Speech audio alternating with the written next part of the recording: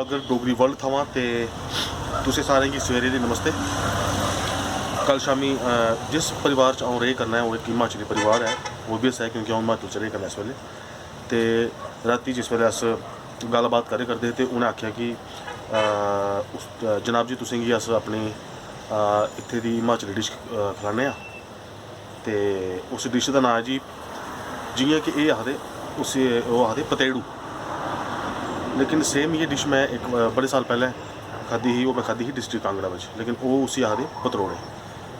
खैर मेरे ख्याल च ऐसा होंदा कि जियां तुसें पता है कि हर 15-20 किलोमीटर के बाद जी है लैंग्वेज चेंज हो जाती, इन्नी चेंज होंदी है पर किश ना किश वो स्लाइटली फर्क आ जाता। तो खैर पतेड़ू भां पतरोड़े।